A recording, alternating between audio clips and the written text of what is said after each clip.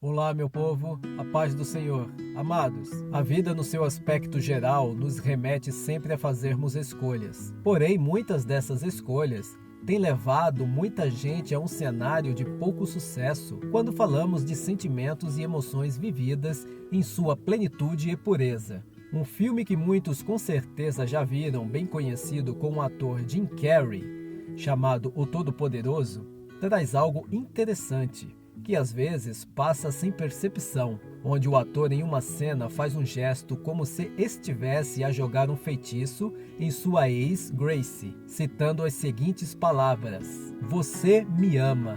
Na terceira vez, ao perceber que o seu poder para fazê-la amá-lo não funcionava, lembrou do livre-arbítrio. O personagem tinha o poder de Deus para fazer o que bem quisesse e ter tudo o que quisesse e dar a quem quisesse, mas não conseguia fazer alguém o amá-lo. Isso nos remete a uma reflexão que todos nós buscamos o dinheiro e tudo o que ele pode nos dar. Porém, sabemos que o mais importante não são os bens materiais, e sim os bens emocionais. Cansamos de ver pessoas trocando bens emocionais por materiais. Troca o que é frágil pelo que pode ser eterno. E nunca vimos ninguém levar seus bens para o caixão. Agora, já uma vida bem vivida, com abundância de sentimentos, sem remorso, é outra coisa.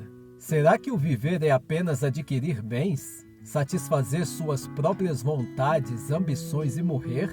Infelizmente, os homens estão cada dia mais vazios e rasos. A vida é curta. O dinheiro da pessoa fica com ela durante a vida. Até traz facilidades, mas ainda que a pessoa seja muito rica, porém, se for pobre emocionalmente, ela nunca será rica. E isso me faz lembrar do versículo da Bíblia que diz: "Estou rico, adquiri riquezas e não preciso de nada". Não reconhece, porém, que é miserável, digno de compaixão, pobre, cego e que está nu.